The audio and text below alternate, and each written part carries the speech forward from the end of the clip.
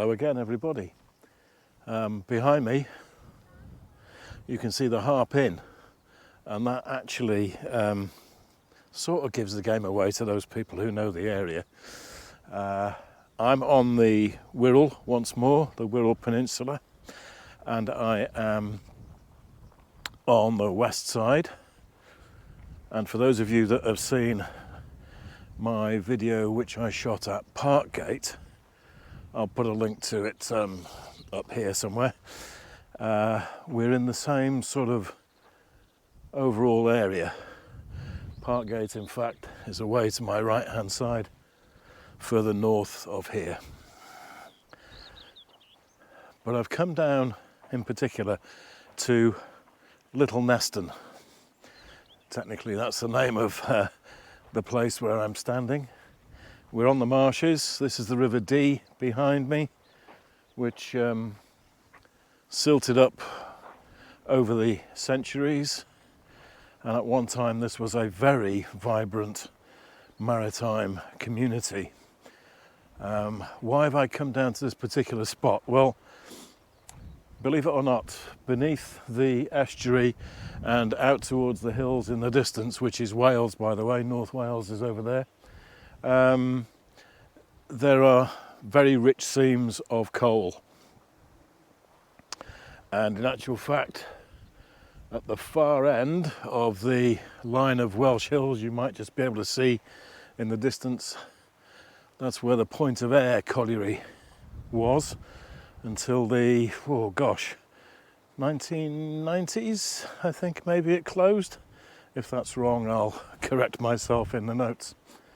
So that's one access point of the coal seams underneath the river.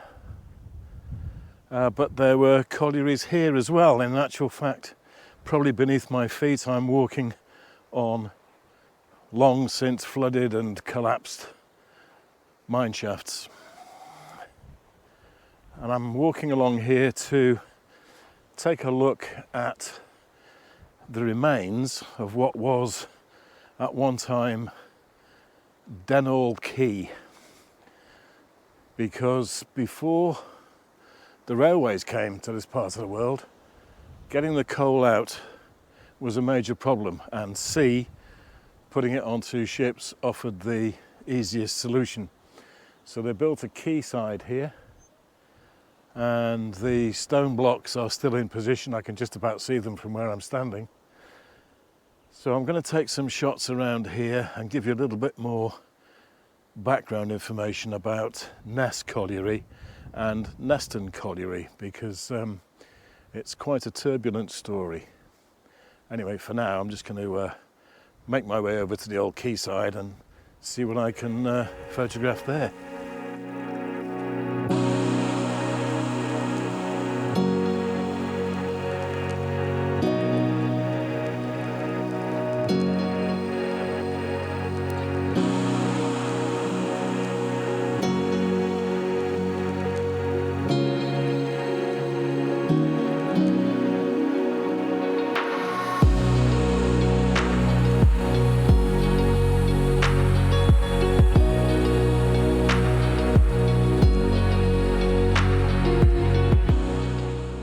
Well, I'm actually sitting on the outermost edge of the existing remains of Denall Quay.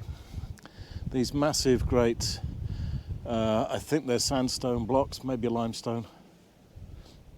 I'm no geologist, but they're all massive rectangular blocks of stone, and in the position which is still sort of in situ, if you like, they're held together by these massive metal staples hammered in to molten lead pre-drilled holes to keep it all locked together.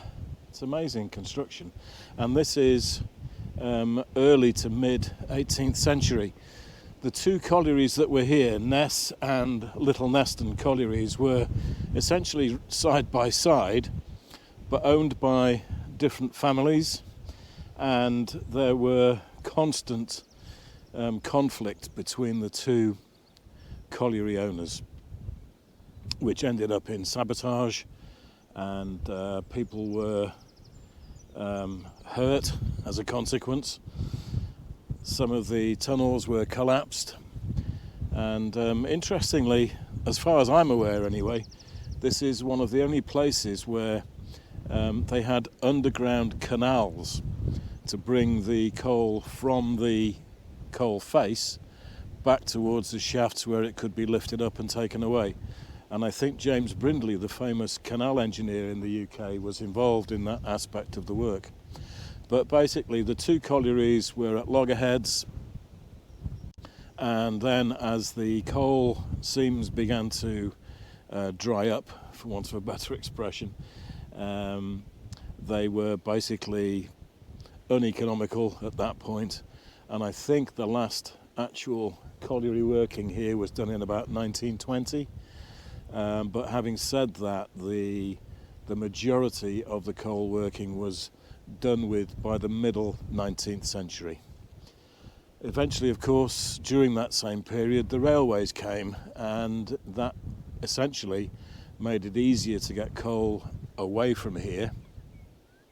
Initially, the coal was taken across the river to Wales and further afield over to Ireland. But the railways changed that, and it could then be taken anywhere across the country, really. But sadly, the whole thing dried up when the coal dried up, and this is all we're left with. There are some very faint reminders of shafts, and I believe the shafts went down vertically by about 200 metres, a long way underground. And I certainly don't envy the men and boys that used to work back in those days. And there were a number of fatal accidents here as well, by the way. Anyway, as you probably notice, I've come out this morning. This is the first proper outing with the Sony A7. As you know, if you've been watching the channel, I'm a Micro Four Thirds shooter. I've purchased this with the specific intention of using it with vintage legacy manual focus lenses. So I've come out this morning with the camera with its standard 1.8 50mm and also one single legacy lens, which is a Tokina 28mm 2.8. The specific intention, as I say, is to use this purely with legacy lenses so that I can get the same field of view and coverage that they were intended for, rather than cropping everything when I put them on Micro Four Thirds. I'll give you a few thoughts about the A7 as we go along, but for now I'm going to take some photos.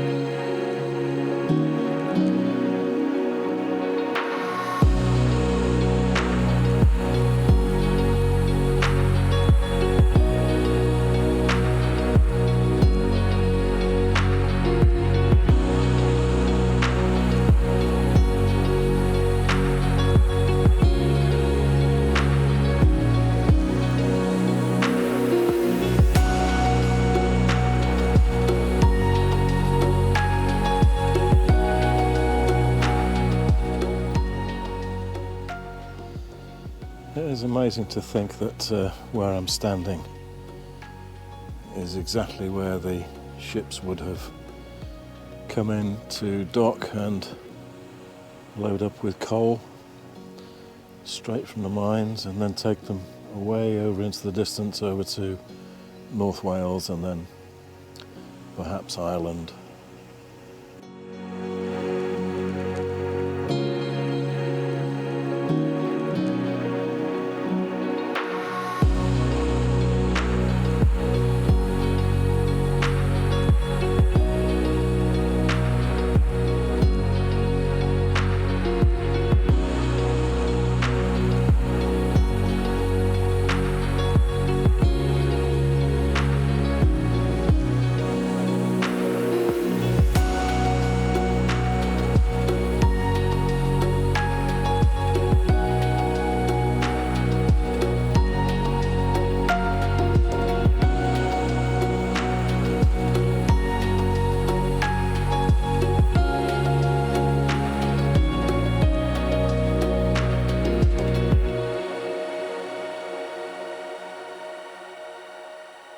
Well, it's mid-June as I'm filming this, and it's one of those grey overcast days with a very cold wind. We don't seem to have had much warm weather through June so far, so here's hoping it improves.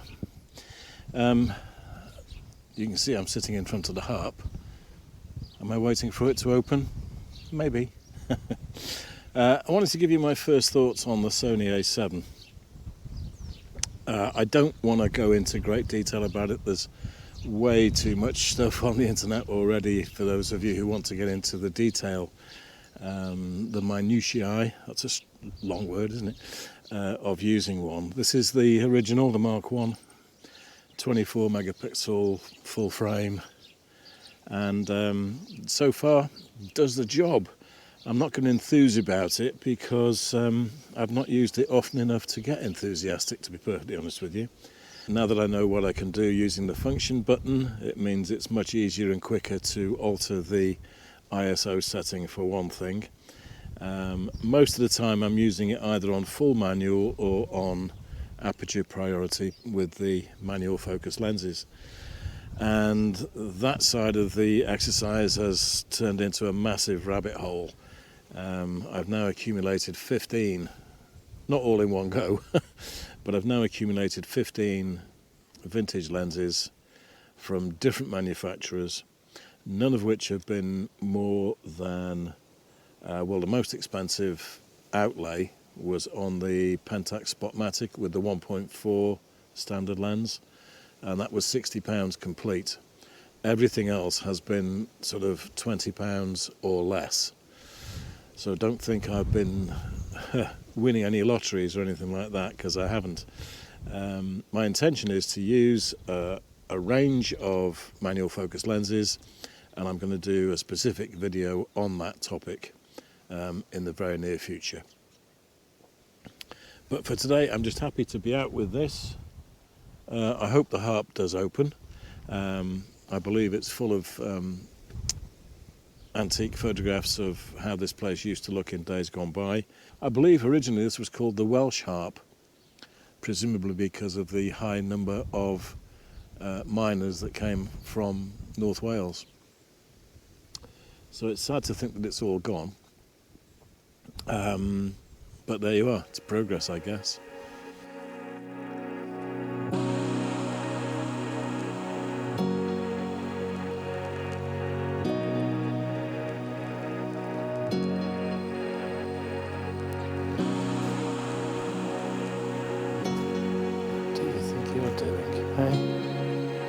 You're that hungry, are you? Still do that.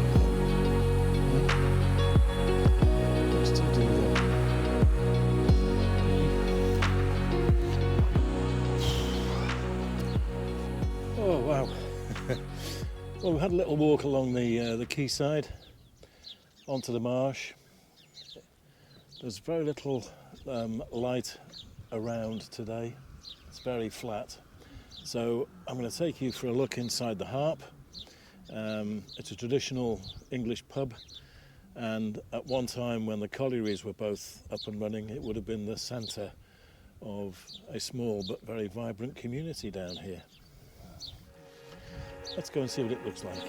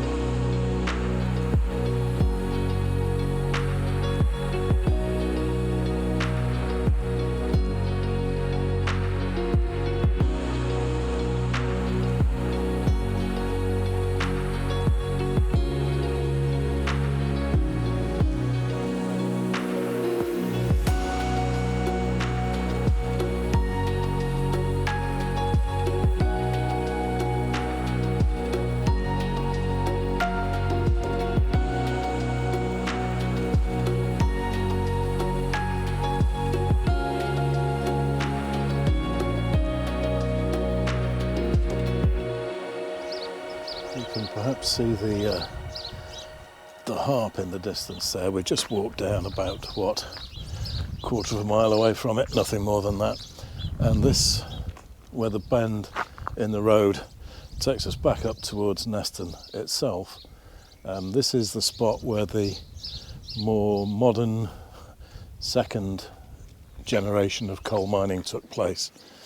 And this is in the 19th century, 1870, 74, I think, something like that. And these houses to either side of me were built for the colliery itself. And then by that stage, of course, the railway had come, which meant an explosion of potential exporting of coal. But as I say, by the 1920s, the price of coal was falling and the cost of extracting it was getting higher. So eventually the collieries closed and now we have very little left. I think we have a cycling club about to come hurtling past us. So, fairly short video, I've got a feeling this one's going to be, but I wanted to bring out the A7, give you my thoughts on it. Not an appraisal or anything like that, but just my initial thoughts, which are basically okay. I'm not going to enthuse about it. But for now, from a cloudy and grey Wirral, I'm going to say, as I always do, enjoy your photography and I'll see you all really soon. Bye for now.